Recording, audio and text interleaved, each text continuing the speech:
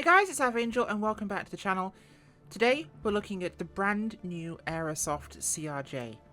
Now this one of course comes with multiple versions. We have the CRJ 550 and we have the 700. There are apparently future plans for the 900 and 1000 models of CRJ, but that isn't yet. Now this is the first proper complex systems airliner we have for Microsoft Flight Simulator 2020, and so far it looks pretty good. We are here at Davis-Montana Airport in Nevada to take a look at the aircraft. Now, performance-wise, it will hit you as hard as the Coronado plane, from what I've found so far. It is a gorgeous-looking plane. This is the short, small commuter version, the 550. Now, in terms of liveries, this aircraft comes with 2, including a private and a United Express for the 550, and it comes with about 9 for the 700. Delta, Alaska, Horizon, a bunch of different liveries. You'll see those here. Now, in terms of operating the aircraft, this is where things get fun, because this being a complex aircraft, this can get really daunting for the basic user or the newer user. Now, of course, we've got things like, how do I click on you? Go down, please. Come on. I worked this out once before, and I will do it again. I swear. There we go. Can I open the hatch? I can't open the hatch. That would have been really cool, but I can't open the hatch. Oh well. Either way. So that's our projector for the hood, which does actually work, and is actually pretty usable, but this is where we're looking first. Above all else, this is your electronic flight bag in the aircraft. Now, I click on the screen to engage it, and it will load up. Aerosoft branding, very nice. The Aerosoft, so it's kind of like a Aeropad, I guess you could call it. This contains everything you will want to operate this aircraft. And this is, I think, the most important part of this aircraft, although the 99% battery does trigger me. We have all our checklists. Originating, before start, cleared start, after start, taxi, before takeoff, climb, descent, before landing, after landing, shutdown, terminate, everything. Everything we could want. We have live performance stats based on our number of passengers, our cargo amounts, our fuel amounts, and this can also be set based on simulator settings or copied to the FMS. Everything. Fully functional, really easy to use. We have controls for the aircraft, such as our passenger doors. We can add all those things. And if we go outside now, we've got a bunch of doors open, including cargo doors, front and aft. We've got our forward air stair for passengers. We've got the service door there. All those work. It's kind of cool, actually. All controllable from in here. So let's close all those doors. Captain, the cabin is secure. All passengers are aboard. And yeah, that's a feature too. If we look at our options, these are persistent. Welcome aboard this flight. We hope you enjoy flying with us. Before takeoff, we would like to encourage all passengers to watch our cabin crew display the safety features of the aircraft. As you see here, we've got the ability to have cabin announcements, flight attendants, flight deck noises. Even we can set what instrument and FMS options we want. Our MFD map options. We can set various colors of things on the displays. We can set what units we want, kilos, pounds, Celsius, Fahrenheit, correct units, incorrect units, whatever you want to call them. Millibars, inches of pressure, other systems. We can have different flight directors, different IRS align times. Every sort of setting we want, we can actually engage in this, which is really cool, I think, in terms of giving this. We'll save our options by clicking on that button. Now, if we look at maintenance, of course, we've got the ability to in fact check over all those systems, so we can click on those and actually make sure everything is looking good with the aircraft, which it is. This is comprehensive, but what's really cool is our ability to set cold dark, ready for taxi. We've got ready for startup, turnaround, all these various modes. Now, to save time on a review, I'm going to click ready for taxi, and we're going to watch the aircraft bring itself to life. Because rather than me spending 3 hours learning the manual to actually fully operate a CRJ 550, which I'll be brutally honest, I haven't got time for, something I will probably be doing with this aircraft as my should we say, introduction to complex aircraft. And because it's a commuter aircraft, it's for shorter flight. It's the sort of thing I'd quite enjoy doing. This could be a great plane for it. I always love the CRJ and FSX, both the stock one and various other models of the line. Ladies and gentlemen, please pay attention as we display the safety features and procedures of the aircraft in case of an emergency. During an emergency, please remain in your seats with your seatbelt Flight announcements. and your seats in the upright position. Very cool. In case of a drop in cabin pressure, breathing masks will drop from the ceiling and should be placed over your head. If there is smoke in the cabin during the evacuation of the aircraft, the walkway emergency lights will display to the exits, which are located here and here. I love that. With an extreme emergency landing, you will be instructed to get into the brace position, which is executed by placing your head between your knees with your hands over your head. And kissing your ass goodbye. I would also like to remind you that you should turn off all electronic devices. We thank you for paying attention during this brief presentation.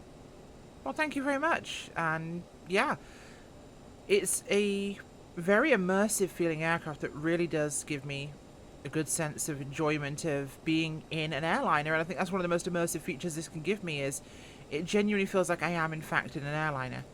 Unlike a lot of aircraft that don't give you that feeling, this does feel like it actually matters. Now, I don't believe the Skycam actually functions here. Oh, it does. Hello, random person at the... Okay, we have our actual camera showing the various doors. And I don't know who that is, but it's probably someone who works at Aerosoft. Hi there, buddy. Yeah, probably someone who works at Aerosoft. Now, of course, we can even see our oxygen flow there. Sounds like Darth Vader, doesn't it? Yeah. Everything works in this aircraft, which is super cool. And when it comes to our full settings, of course, we're going to taxi out here. We're going to take a quick flight, show you the behavior of the aircraft actually once it's in the air, and we'll see what things this can do. Now, obviously, it's an airliner. We're not going for barrel rolls here, but we are going to, you know, give her a nice little tryout. Now, we should be at the southern end of the Davis Monohine runway here. We don't need to do a ridiculous taxi like I did with the 737. God, that thing was awful compared to this. But we are going to take this out for a bit of a flight. Now, this will hit your simulator harder than GA plane because, guess what, it is more complicated. But it is certainly worth it, and with reasonable setting adjustments, it'll be absolutely fine. Now, I'm running on Ultra, as I previously mentioned, which means it does hit me a little bit harder on this aircraft. I haven't turned my settings down yet, so you will see the occasional clunk. Welcome to a flight simulator product from Microsoft. I don't think that's ever not been a thing. But we are still going to do our best to get this one going, and as you can see, the hood is perfectly bright and usable. Of course, we have actually got controls on it. I don't know if I can do it from there, but there actually are settings. It may auto adjust. Taxiing out here to the runway. Flaps should be good for takeoff. Ground speed of 18 knots right now, and it's going to be an angled taxiway entry. So we're just going to roll out onto the runway and stop, and then we'll give her a good kickstart to see how this thing goes off the runway. I will say the hood is a fantastic addition to modern airliners. It does provide more head-up situational awareness, which is exactly the point of it. It's why military aircraft have them. You're meant to fly out the window, not through your controls necessarily, and during those critical phases where you need it, it's a vital tool. So engines running up. Okay, takeoff flap set. And we're rolling.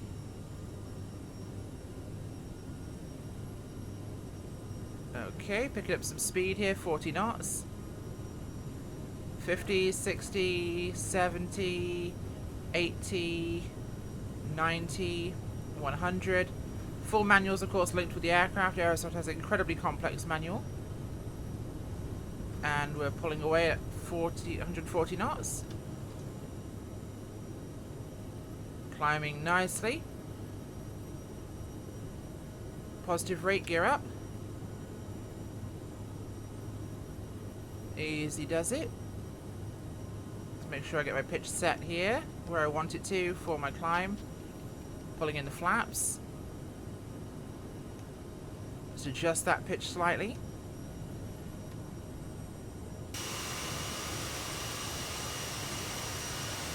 This thing will go up like a rocket ship. That I will give it. We're coming here, of course, out of Divis Montaigne. So we've got a lot of desert around us, but you do have to manage your speed settings. And of course, you have got the throttle detents there, so we'll set ourselves to climb power, which is reduction there, but a nice detent setting, which allows the aircraft to actually go into that. But we don't need climb.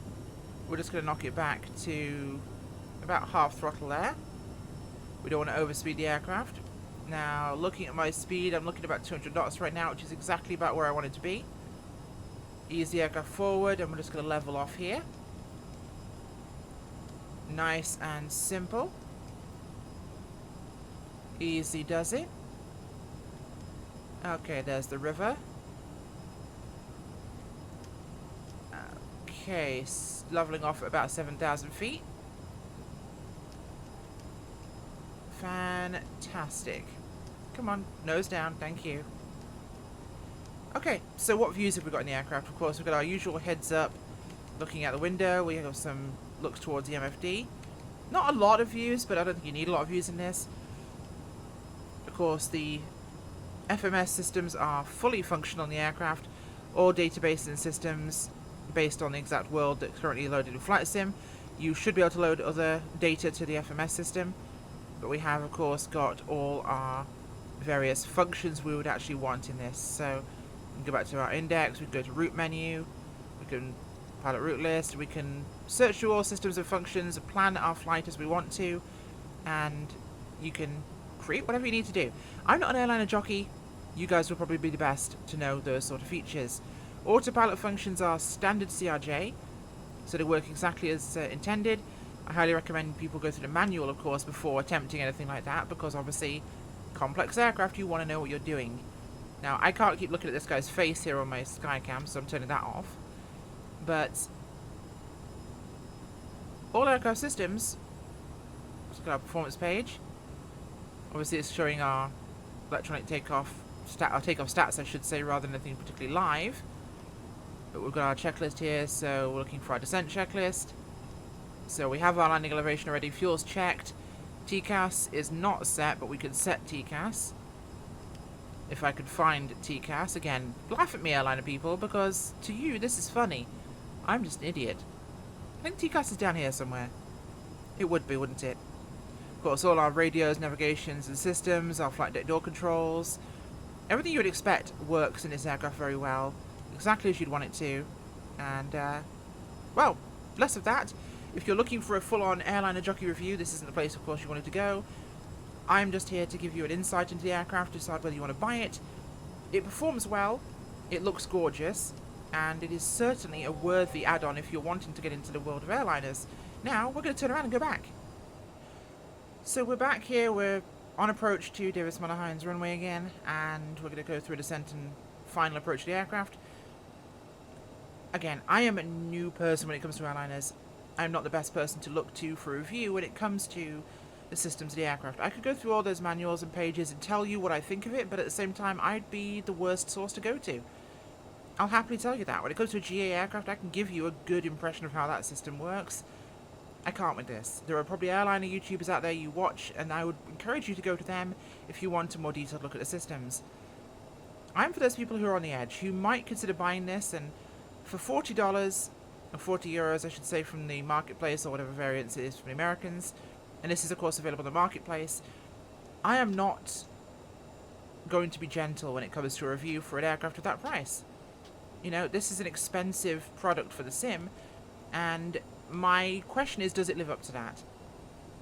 Is it worth it?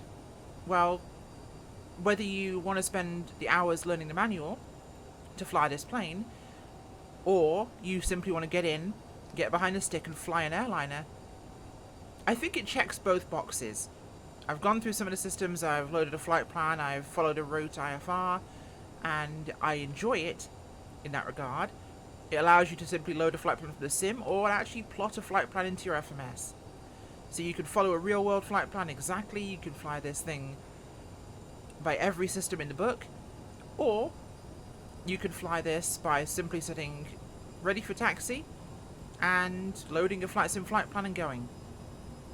It pleases both crowds, and I think that's an important factor For the casual airliner pilots and for the systems specialists, shall we say, the real-world aviation simulators who are there to basically replicate real airliner routes and flights, it will check both boxes. No, it's not an A320. No, it's not a 747 or an A330. No, it's not a huge airliner for transatlantic flights. But you know what? It's fun. For those short commuter hops, it really ticks a couple of boxes for people. And for those who want to simply get in and enjoy flying an airliner in a more relaxing context, this does do that. And I certainly do like that myself about it. Let's kill some of this speed I have, because I'm coming in kind of hot for my approach.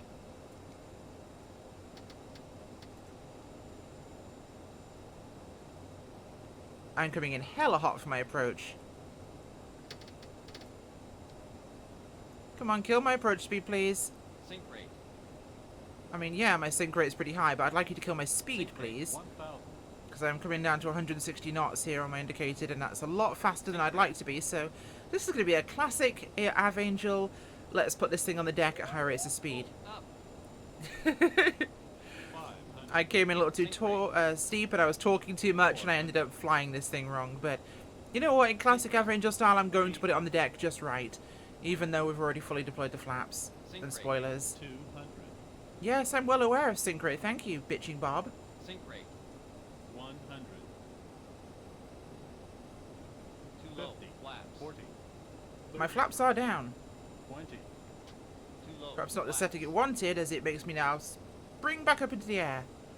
Good job. This runway is real long. 20. 10. There we go. Not very smooth, but not bad either. There we go. Ease the brakes on. Only my second landing in the CRJ here, so I will take it. Way too fast, I can tell you that already from my approach, but for the video I want to make sure I'm down already. I'm not going to gloss over this by recording the perfect landing, because that would be disingenuous. But it's very forgiving, I will give it that much. I was way too quick, way too steep. Apparently I had the wrong flap setting selected because I'm not an expert on the aircraft. Oh my god, all of you shut up. We can just about make that taxiway if we come around here. But in terms of what it offers you, it is a forgiving aircraft. The aircraft will respond well to your control inputs. It'll accept a lot of things, but I will say time reading the manual and time learning the systems, flying it, practicing is worthwhile, and it will give you a better appreciation of the aircraft. Now, not everyone's able to turn disaster into success. That was way too quick, and I had the wrong flap setting by a notch, which of course when I adjusted that, which I shouldn't have done because I was already on approach, I was about to flare and touch down, so adjusting the flaps there gave me a boost of lift I didn't need, which hurt me of course. It made the aircraft balloon up there, which of course meant I had to put it back down again a little harder than I wanted to. But overall the aircraft did actually come down with a reasonable touchdown rate. Wasn't as silky as people like to say, but it got the job done, and it was certainly better than JetBlue or Ryanair, which isn't asking a lot really. Overall thoughts for a €40, £40 aircraft on the marketplace from Aerosoft. Two versions, about 12 liveries between the two variants you've got here. Is this worth it? It's the necessary level of texture quality, I'd say. If it was any worse than this, I would say no. The quality is good. The system's flexibility from super complex to beginner friendly is exactly where I'd want it to be. The multiple options and immersion settings, I think, definitely kick it into there. If it didn't have this electronic flight bag and its functions it gives you, I'd say it's a little overpriced.